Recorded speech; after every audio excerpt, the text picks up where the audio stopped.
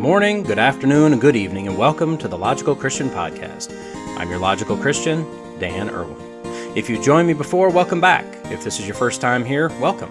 At the Logical Christian Podcast, we look at what's going on in the world of current events, politics, science, and whatever the mainstream media feels is important to tell us, but rather than just accepting their spin and swallowing their narrative, we look at it logically, and we look at it as Christians. Links can be found in the show notes if you want to follow along. So with that, let's go be logical Christians. So a man in obvious pain walks into the doctor's office and gasps out, "Doc, I'm in serious pain. I need your help." The doctor asks him what's wrong, to which the man replies, "It's my arm, Doc, my elbow. Every time I move my arm like this, it really hurts."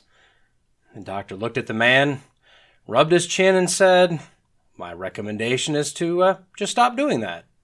Okay, I know, terrible joke, one I'm sure you've heard before, but you know, there might actually be something to that very simplistic advice. On today's episode, we're going to go totally nuclear, then we'll take some shots of friendly fire, and finally we'll reminisce about the good old days when the chip bag was only mostly full of air. So, grab your Geiger counter, put on your flak jacket, and start balancing that checkbook, because here we go. Every year we hear about the top 10 words added to such and such a dictionary. As of the last number of years, most of the words that have been added are, well, okay, let's call a spade here. They're stupid. Yeah, I know they're words that are used. Yes, I know that the words have a specific definition. No, I don't think we should add idiotic, nonsensical, woke words to the dictionary. Yes, I realize that makes me the get off my lawn old man, and I'm fine with that. But did you know that words also get removed? It doesn't happen nearly as often or as fast, but every dictionary maker has their own process. They either label the words as archaic or obsolete, or they outright remove them when certain criteria are met. I think there are a few words that will be hitting the lexicographer's floor in the very near future. The words bipartisan and nonpartisan don't seem to have any practical use anymore, as everything is politically divided, and seemingly by a canyon deeper and wider than even the Colorado River could carve out in millions of years flowing uphill in order to do so, despite all natural laws. But I digress. Your political affiliation no longer just affects your representative, who then fights for the party platform and for the majority of the constituents who voted for him or her, while keeping all who didn't vote for that person in mind as well. No, everything's divided. The Supreme Court, the media, school boards, the military leadership, hospitals, and every government or public-private partner agency, financial, medical, safety, regulatory, they're all staunchly politically divided, whether they're supposedly neutral or not. From the AP headline, Feds rescind license extension for Florida nuclear plant. Nucular. It's pronounced nuclear. Okay, yeah. Nucular, whatever. So, I know, you may find me a bit, cynical in some of these reviews, and admittedly, yes, I am in many cases, definitely. But if you've actually listened to any of my podcasts, can you blame me? And trust me, I cover much less than a quarter of what I find. Not the point. This entire article is 9 short paragraphs long. And we'll take a look at the content in a moment, but you have to go all the way to paragraph 9, to the middle of paragraph 9, before you find this gem. Quote, days after taking office in 2021, President Joe Biden named Democrats to take over the NRC, which is the U.S. Nuclear Regulatory Commission, and the Federal Energy Regulatory Commission. The agencies have been reevaluating decisions made by Republican-led panels under former President Donald Trump. Okay, I know.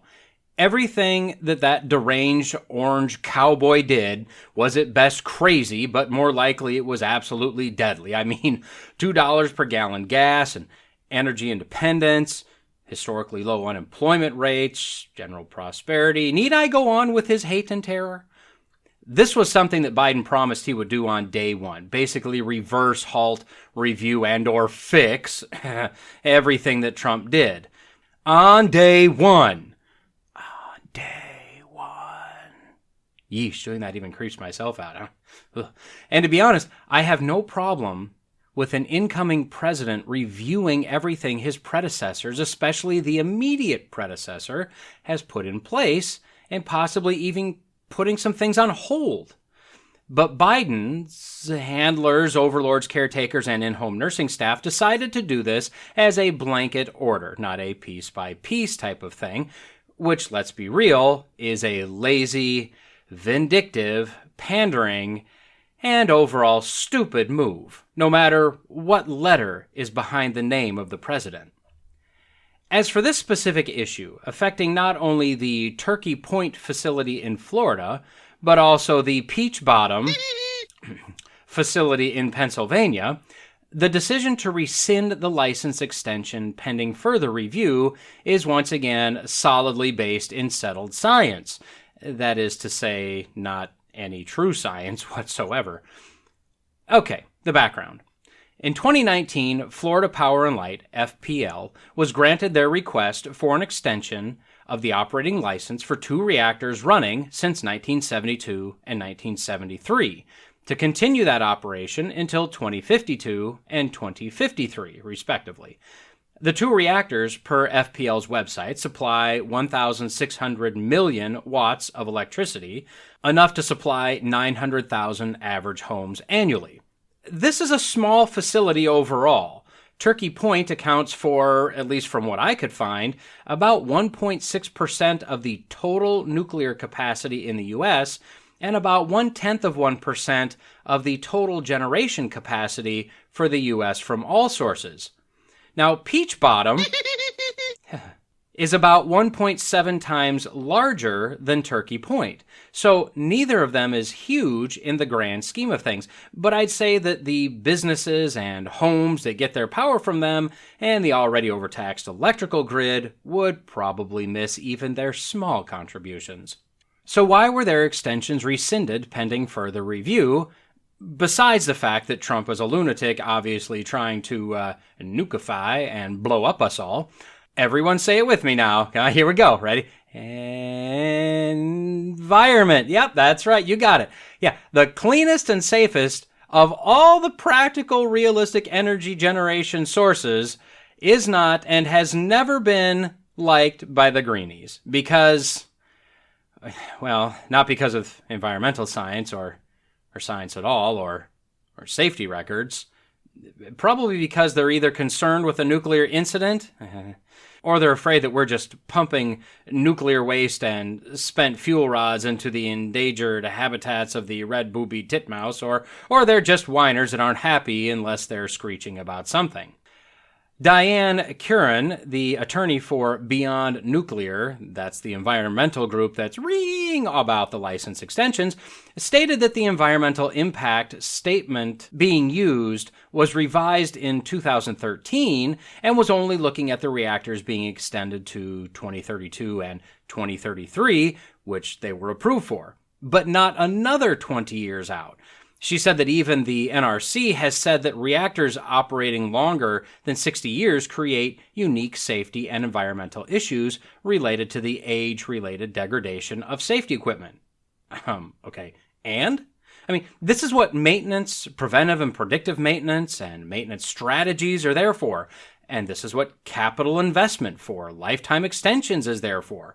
This is why a 100-year-old car can still run along just fine, because equipment can be maintained and operated for a long, long time. But that's not their big problem. The real issue is that although they've iterated these concerns before, as the article states, this gives them, quote, a chance to reiterate concerns that federal regulators didn't adequately consider the risks of climate change and flooding from sea level rise when granting the last extension. And there it is. The mythical sea level rise due to global warming. Remember, this was already previously iterated and ignored. And FPL stated last time that rising sea levels and other climate concerns aren't going to compromise anything. But of course, these environmentalists aren't happy until everyone agrees with them that everything destroys everything and makes Mother Gaia cry. Now, could someone explain to me how national power generation, nuclear generating facility licensure, and global climate has anything to do with a political party? These types of things should be driven by science, shouldn't they? But no, these things are driven by, quote, quote, quote, quote, quote, settled science, which is literally nothing but a religious cult. But for a moment, let's ignore the pro-environment stuff that FPL is actually doing, specifically at the Turkey Point site, which is actually fairly substantial. You can find a link in the notes to see their statement. And let's look at this claim that rising seas will flood the location, the reactors, and cause the planet to crack in half or all animals to die or whatever's supposed to happen. In a blog from 2019 found on CEI.org entitled Wrong Again? 50 Years of Failed Eco-Apocalyptic Predictions, we find some very, very interesting stuff. If you scroll your way down through the predictions, you find that this planet, or the water on this planet, or the food on this planet, has been in jeopardy and should have all been destroyed and barren many, many times over the last 50 years. But as I've said before, everything in all of creation appears to have a natural vibration, a frequency, and an oscillation. And so, too, does apparently the climate disaster predictions. Starting in 1967, we have a prediction of dire famine by 1975. Now, y'all remember the dire famine of 75. I mean, I was born in 75, but my parents have told me of the diarrhea-ness of the famine of that year. It was so very dire. In 1969, we were told that if we didn't just stop everything, the Earth would blow up soon. Foop. Then starting in 1970, the cries about the upcoming global global cooling, the impending ice age. Now, this one guy said that if we keep polluting, we'd block out the sun and cause an ice age. And believe it or not, that's a literal solution that's being talked about today. Literally pumping particulates into the air to block out the sun to combat global warming. And because this guy found his 5 minutes in the pollution-obscured sun, he also said that if we keep using so much electricity, all the streams and rivers would be dried up, used as cooling water for power plants. Now, you'll need to Google streams and rivers to see what those used to be and used to look like way back then. Of course, there were continued predictions of dead oceans, water rationing, and food rationing, all by 1980.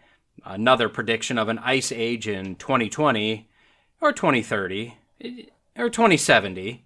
Then we had the ozone layer fall apart before our very eyes as acid rain literally melted all the steel in the world and left nothing but perfectly white skeletons of man and beast everywhere they fell. And we had the unavoidable droughts.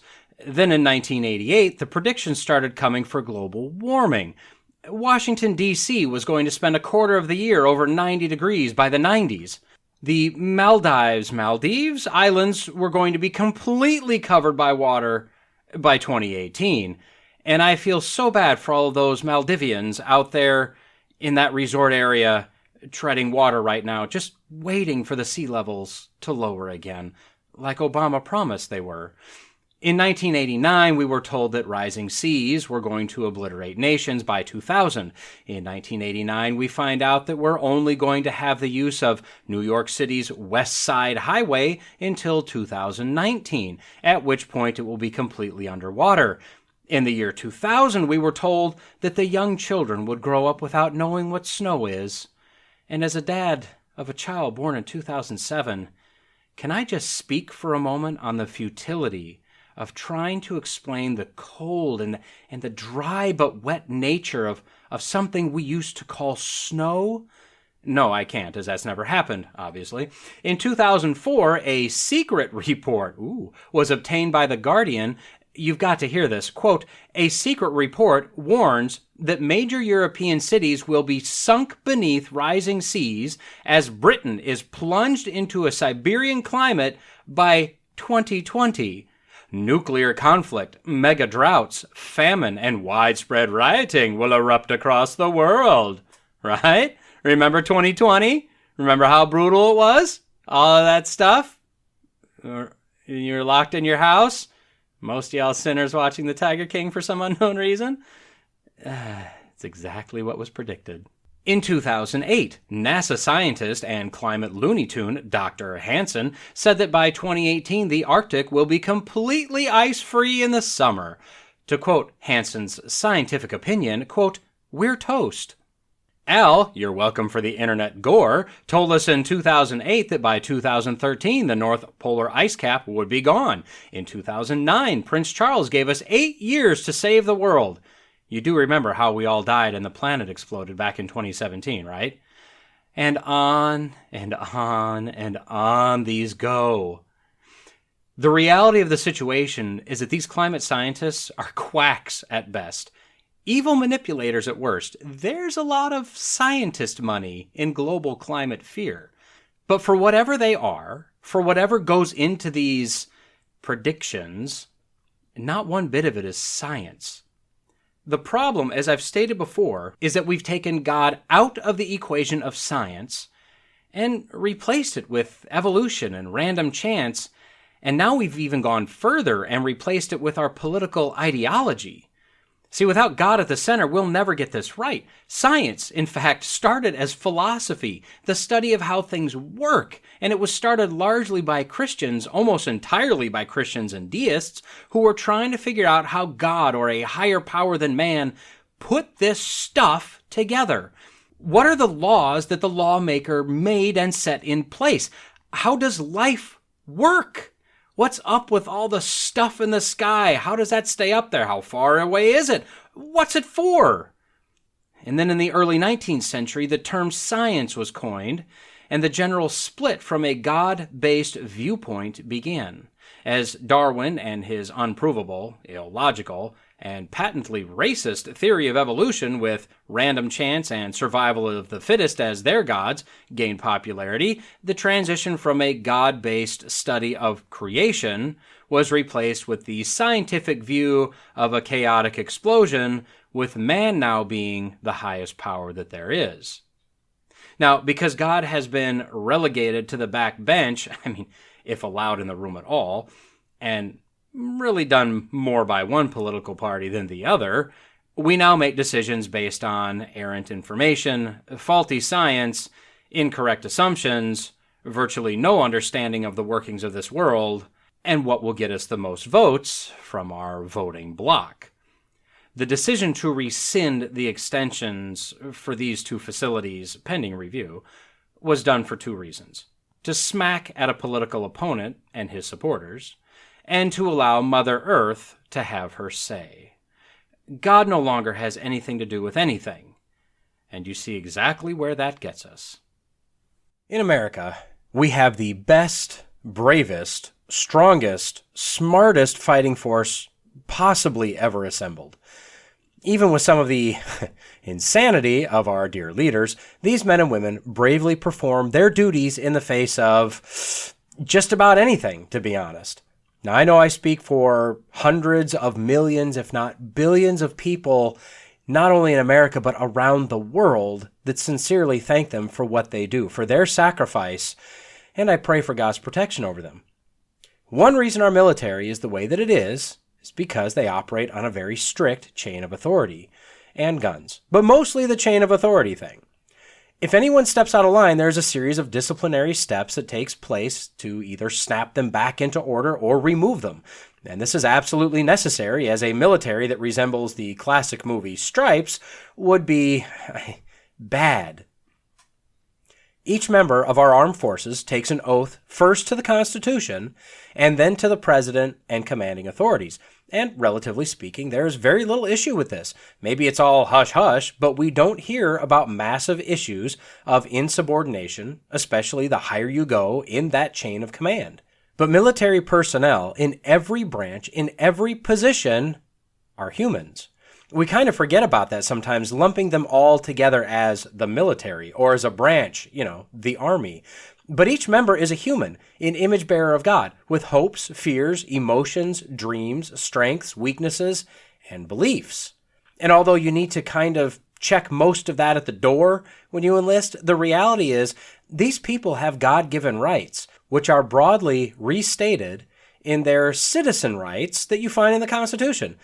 So what happens when you get a conflict of your God-given rights, say between your right to practice your beliefs and direct orders from a commanding officer? Well, I think you'd have to go case by case to determine what's really going on, but if there is a legitimate conflict, we can wind up with a mess. From NavyTimes.com, headline, Destroyer can't deploy because CO won't get COVID vaccine, Navy says. The gist of this article is pretty simple. The commanding officer of a Navy destroyer, one of 68 total of this class, is refusing to get a COVID vaccine shot, citing his right to be exempt per his religious convictions. The court system has been drug into this, and the bottom line is he can't be fired. They can't make him get the shot or remove him from command or force him to step aside, at least for now, and both sides have dug in their heels. Now, he apparently was sick back in February, but didn't get tested until he was commanded to do so, which he complied with, and ended up having COVID. Now, look, I totally get this. I've been sick multiple times over the last 2 years. I'm sick right now. I've got a cold again here. Maybe some were COVID, maybe they weren't. If it was a cold to me, I treated it like a cold. I've never in my life ran to get tested for anything else at the drop of a hat. I don't see a reason to treat other viruses differently. That's my personal opinion. I bet his viewpoint is probably similar. Of course, in waiting to be tested, he committed the one unforgivable sin.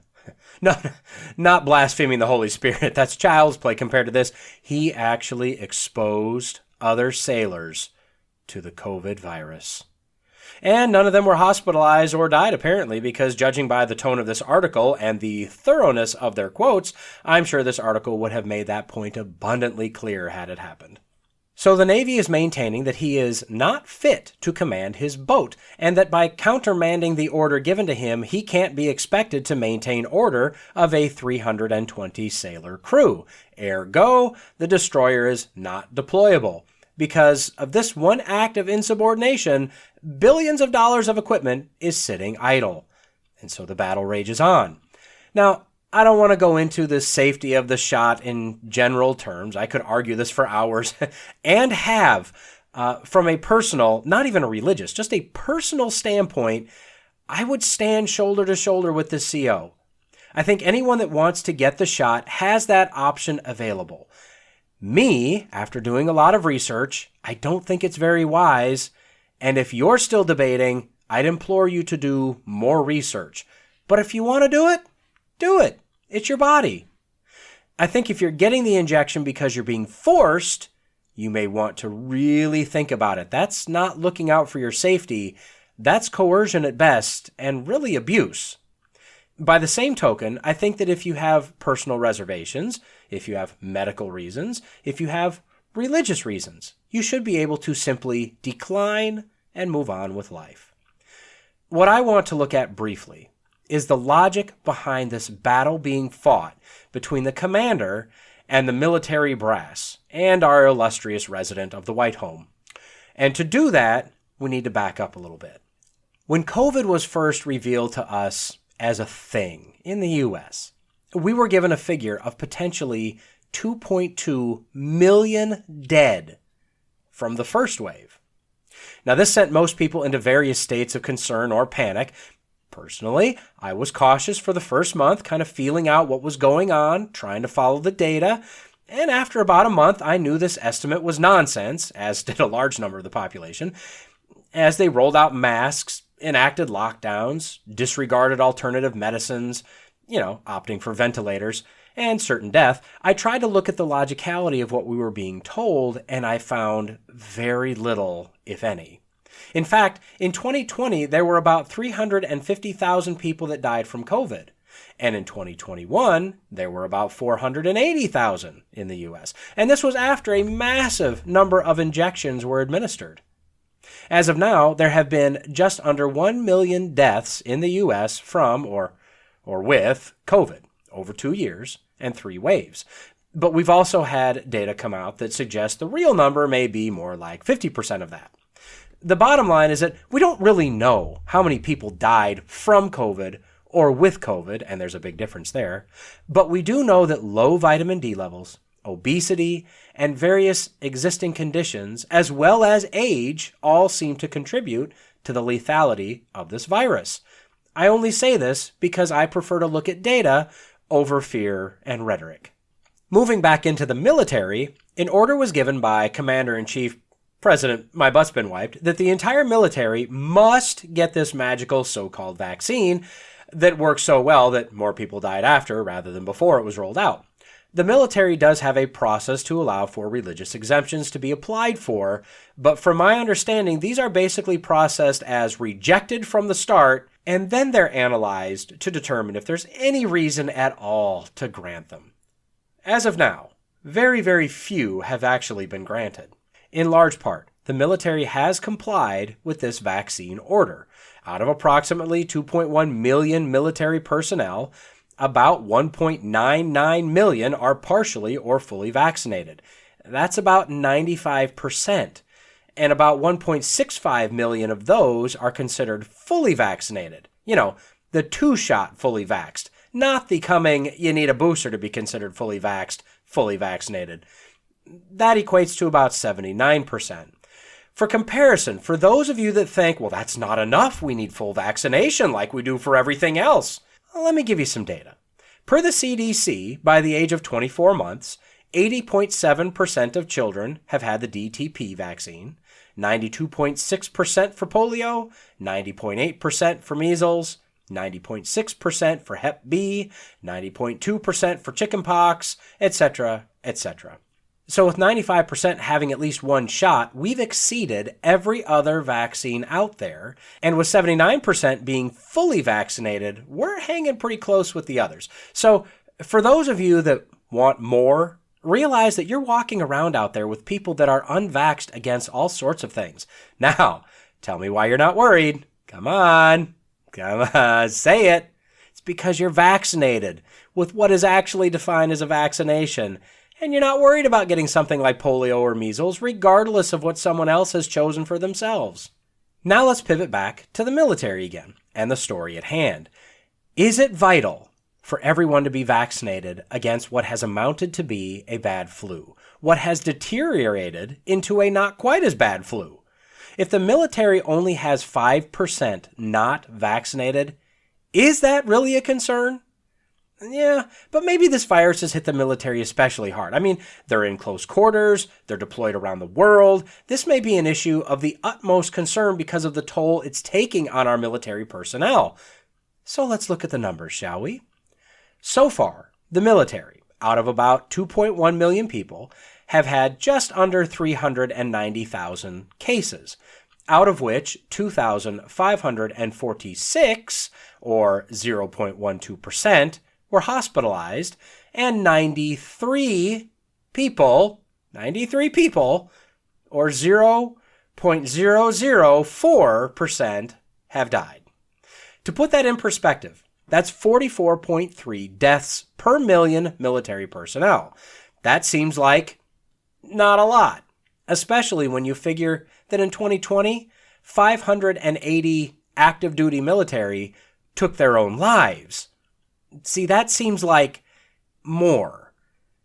And that also seems totally unacceptable. Back to COVID. As the stats sit today, and I think these are probably grossly inflated, but we'll just go with what we have, the death rate of the average American per 1 million people is 2,900, or 6,546% worse than the military. And when you look further into the numbers, this makes total sense, as 3 out of every 4 U.S. COVID deaths were in people 65 or older, with another 1 out of 5 in the age range of 50 to 64.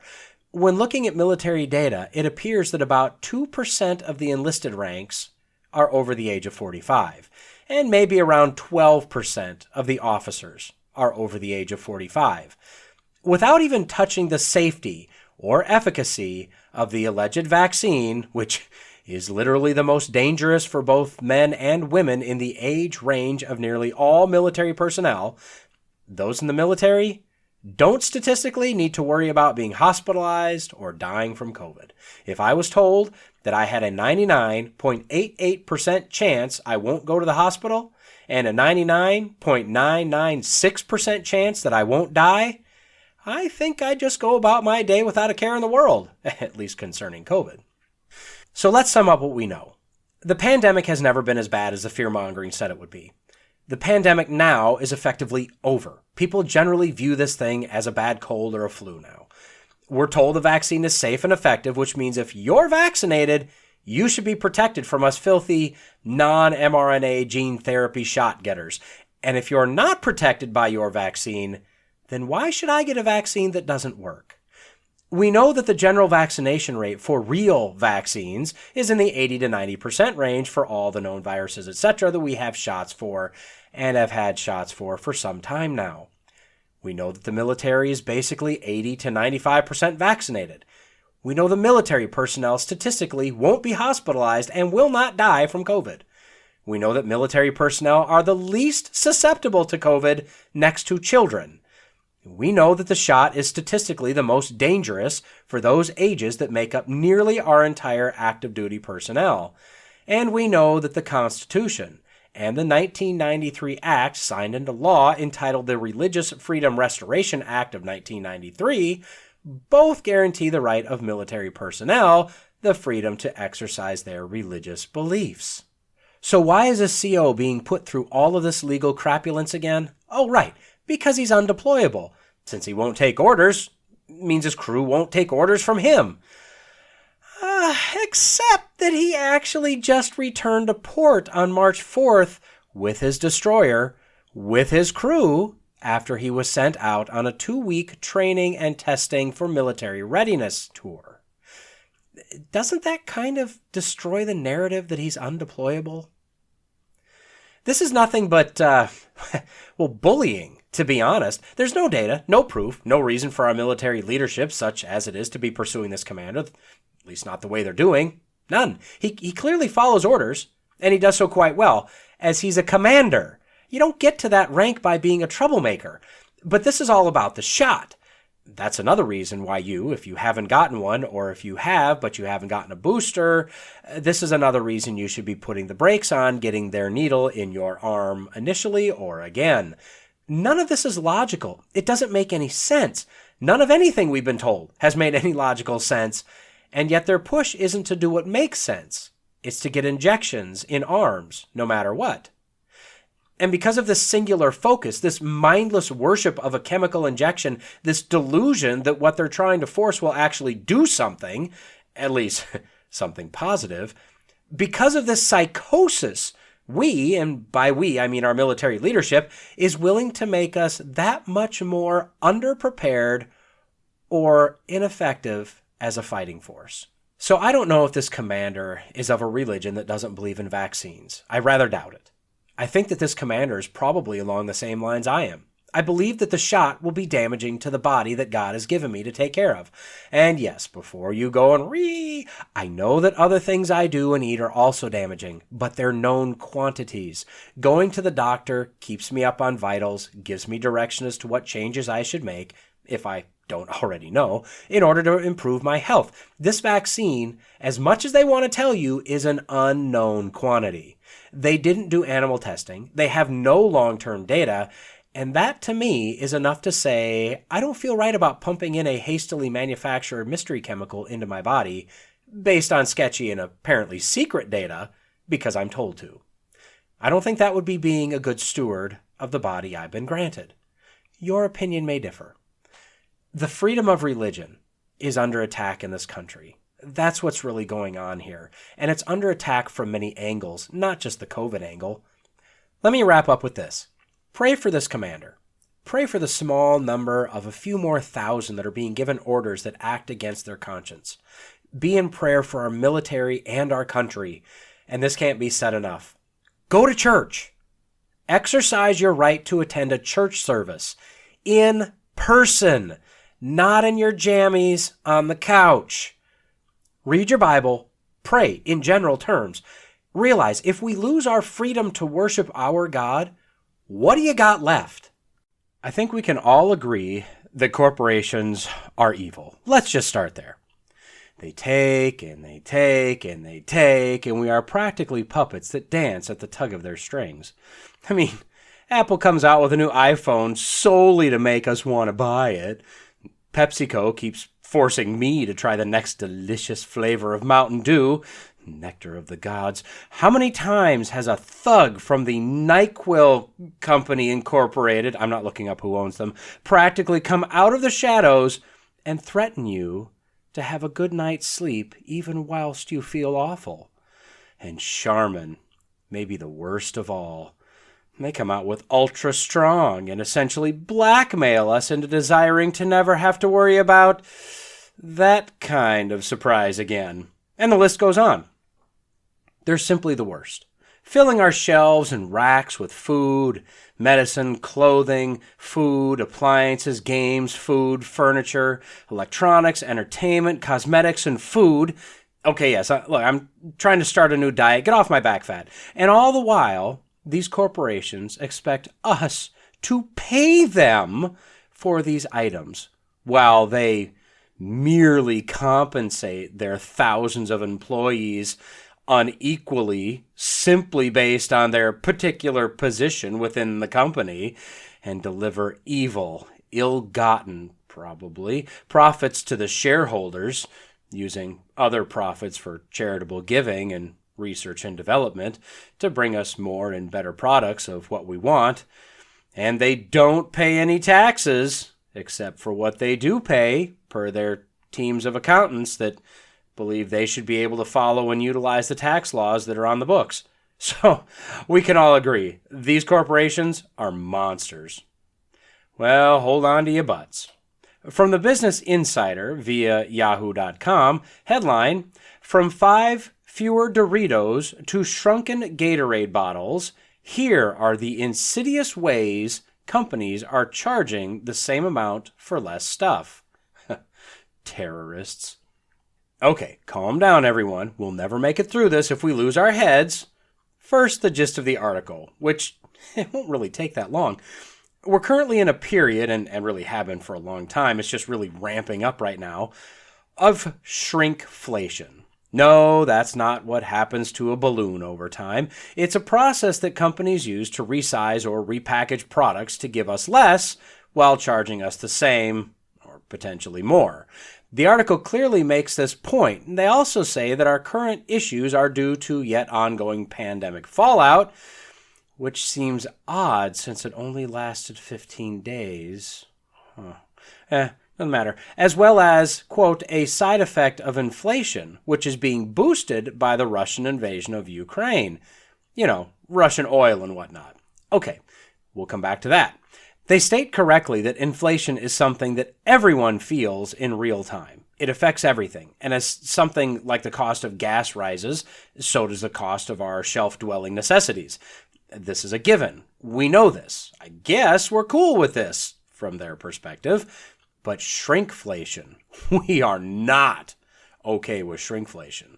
This is, as they said, insidious. These companies are simply hiding what they're doing so they can pay their shareholders. They give some examples here.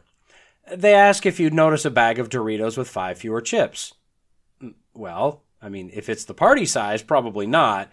If it's the individual size, I don't think there are 5 chips in there, so I'd probably notice that one. They said a roll of Bounty paper towels come now with a handful fewer sheets. Now my question is, whose hand? If it's like a tiny preemie baby, I'm not overly concerned. But if it's like Andre the Giant, well, now I'm concerned. They said candy bar size is getting smaller if you buy the multi-pack than if you just buy them individually. Which, I mean, price per ounce, right? Go with the deal to get the most candy you can for your $50. Gatorade redesigned their bottle to be more sleek and easier to hold, more aerodynamic. So, hey, be careful if you're used to the old bottle. This one will fly up to your face. You may not be ready. And they're apparently changing it from 32 fluid ounces to 28. And finally, Charmin toilet paper. Now, I'll admit, this one hits very close to home. 20 sheets per roll less over a period of time that they didn't state. Now, look, I mean, 20 sheets. If you're Sheryl Crow, that's 20 deposits. If you're the rest of us, shoot, that's just the intermission. Now, look, they state that really these companies only have two other choices. They can either raise prices, and that would make us mad, or they can just make smaller profits, and that would make the shareholders mad. So I guess, we're all kind of stuck, aren't we? And then another smattering of actual reporting shows up in this article. They said that inflation is rising at a faster rate right now than it has in decades. They say 30 years. It's actually about 40 years, which brings us right to the droppings in the middle of the carpet that the Jimmy Carter era left us. They say that due to rising labor costs, ingredient prices, shipping costs, all of these contribute to inflation. And that's correct. And then they sum it up by telling us, what it truly means for us. Quote, higher prices per gallon at the pump and less toilet paper for the same amount you used to pay. Huh. Well, so let's take a look at this. Yes, shrinkflation is a thing. It's always been a thing. Well, sort of. In some respects, we are definitely getting less for our money today than we did a few years ago. Recent past. This is a real tax on the consumer, every consumer. And for some that are already living on, a paycheck to paycheck type budget, this drops them into the category of too much month left at the end of the money. And that's not good. I'm not minimizing that. But if you were to adjust your boundaries and look at a longer term view of what we get for our money today, you'd be astonished. How about single ply rolls of toilet paper that was akin to sandpaper? If you adjust for inflation, what we get today is much better. The medicines are much better. Have you seen your TV? How much more of a TV can you get today with more features, clearer picture, lighter, flatter than you could, say, 15 years ago? A couple personal stories. I still have the receipt to my first computer bought in college, a Gateway. Remember Gateway? A Pentium 2 400 megahertz processor and an 8 gigabyte, that's right, 8 gigabyte quantum fireball hard drive that my friend said I'd never fill up, a Voodoo Banshee video card, a 17-inch CRT, the big hernia-inducing type monitor, and an HP color printer, all for the low, low price of $3,200. My phone, now just over 20 years later, absolutely destroys that entire rig for a fraction of the cost. My second story, I bought a new car in 2015. Nothing fancy, but new.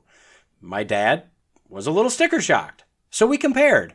He bought the first new car that I remember back in 1987, and this is still a fully functioning daily driver because he's taken meticulous care of it. He told me how much they paid for it, and it again was nothing fancy, but a nice car. Now, when you adjusted for inflation, the cost in 2015's dollars was within, I believe, about 10%, if I remember correctly. And my car has analog brakes, an infotainment system, heated seats, more power, traction control, Bluetooth connectivity, and the list goes on and on. I got a massive amount more for my dollar than he did. So yes, shrinkflation has and is happening, and no, it's not a good thing at all. But should we get mad at these companies? Biden said that these evil tax-dodging slave mills should be paying their employees more and paying more taxes and charging less for their products. Will that fix things? See, the real problem is not that companies are greedy. I mean, some are, and they might be in general, but that's not what's driving the problem. The problem is literally the inflation. When the cost to obtain raw materials, process products and packaging, ship goods, and maintain equipment goes up, the money has to come from somewhere. Yes, the shareholders actually do expect a return of some sort for their shares. But if you hold a 401k or any mutual funds, odds are you are a shareholder as well. One way or the other, if the company starts to have problems, your nest egg starts to have problems. And I realize that CEOs make a lot more than the shop or factory floor workers, but that's because they're in that position. They've put in the time, many of them ignoring life around them, moving every couple of years, taking every position possible as they work their way through the ranks, working long hours, enduring brutal meetings and audits, and on and on. And they've proven themselves to be someone that can lead the company, or at least that's the consensus about this individual. And sometimes it doesn't pan out, but when it does, that CEO is easily worth the money being paid to him or her. The real problem is that we have too much money circulating in the system.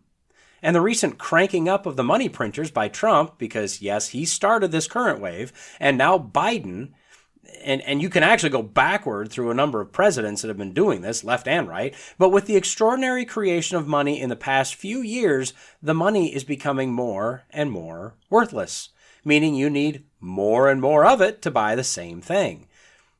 Global instability, yes, that does play a role, but Russia and their oil is not the cause of our inflation. Neither is COVID. The root of the problem, despite the bill of goods that Crypt Keeper Pelosi is trying to sell you, is that the massive amount of dollars floating around due to the insane spending is the actual problem. And the only true way to combat that is to pull the money back into the Treasury and shred the dollars, remove them from circulation. Now, this is accomplished through the raising of interest rates. But we're at a point that everyone would lose their minds if the Fed raised them even close to the level that would be needed to make a dent. How would you like, let's say, 20% interest on your car or home loan? 25, 30%. And this is still low.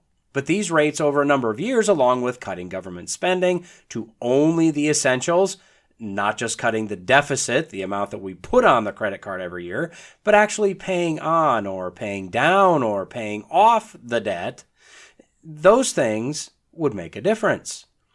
So now we're kind of stuck with a lot of money, not enough goods, and a government that's out of control, spending like there's no tomorrow. This doesn't end well. But Biden outlined, and the Dems have been pushing the solution for many years now. Soak the rich. At some point, you've made enough money, right? So if you make less than $400,000 a year, you won't pay another dime in taxes, he promised. Yeah, except for the inflationary increases, decreases in the buying power of your dollar, and shrinkflation. Those are all, quite literally, taxes on everyone. Most felt by the middle class down through the poverty level individuals. Let me paraphrase Reagan. Are you better off today than you were a year ago? So where does this come from? Well, obviously we have lying as the government bureaucrats, the elected officials working for you. They never really tell you where the money's going. We have theft, and although I don't think all taxes are theft, like I know some people do, I do believe that taxes taken and not used for a legitimate reason, that is theft. And we definitely have poor stewardship. Remember the parable of the talents? The servant that was given 10 and double it, and the servant that was given 5 and double it, were blessed and given more responsibility. The servant that was given 1 and returned 1 because he hid it so as to not lose it, he was cursed as wicked and lazy and cast out. Our government has taken in approximately $114 trillion since 1789, and turned it into a negative $30.3 trillion. If the servant that returned what he was given was wicked and lazy, what does that make what our government has done? But what's driving this right now, the real driver for this, it's greed, covetousness, and it's from everywhere. We've got absolute hatred between people because they have more than me and I want mine. In fact, I want theirs. And why shouldn't I get their stuff? They've got plenty. Our leaders fuel this fire, especially but not exclusively on the left, by pitting a class or an ethnicity against each other. They look at the money you've legitimately earned, and they've decided that it's too much. You don't need all that. They want a chunk of that, a bigger chunk of that. In fact, they're willing to keep people in slavery, beholden to the government teat, by lying to them and telling them they'll never make it on their own. The holy government will help them, and it's all because of that guy over there. He did this to you. Yeah, we can elect whoever we want. We can rehash tax laws. We can increase or eliminate government handout programs. None of it will matter unless we first change the hearts of people. And the hearts and minds of people won't be changed until their eyes are opened and they see Jesus for who he is and they see themselves for who they are. As Romans 10 says, "For there is no distinction between Jew and Greek, for the same Lord is Lord of all, bestowing his riches on all who call on him. For everyone who calls on the name of the Lord will be saved. How then will they call on him in whom they have not believed? And how are they to believe in him of whom they have never heard? And how are they to hear without someone preaching?" Now, two things should stand out. Well, okay, more than two. But let me point out two things. First, God does not see classes, ethnicities, genders. He sees his children and those that are not his children. And he bestows his riches on all his children. This doesn't mean he makes us all healthy, wealthy, and prosperous. It's much more than just a temporary wealth. This is the full inheritance of the kingdom of God, co-heirs with Christ, eternal riches, so to speak, not temporary trinkets and baubles and coins. The second thing, notice that it doesn't say that God bestows his riches equally.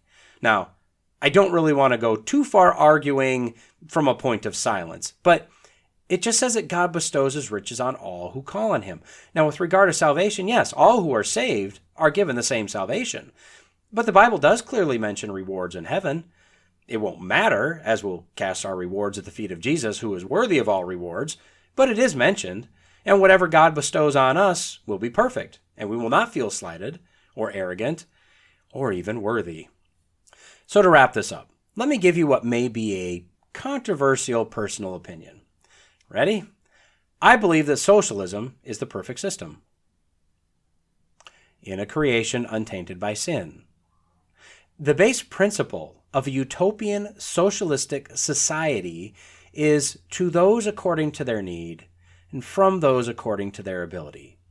You contribute all you can, and you take what you actually need and no more. If we lived in a new heaven and a new earth, and are all given tasks to care for the new earth, I believe that we'll have a kind of sinless, utopian, theocratic socialism.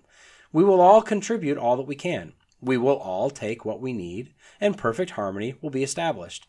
That said, we don't live in a sinless world, which means socialism and capitalism and every other systemism man has devised turns out evil, eventually tainted by laziness, greed, gluttony, covetousness, and hatred. And the only thing we can do until Jesus comes to gather his followers is to be a Christian. Act like a Christian. Put off greed. Put off sloth. Work as if you're working for Christ, because you are.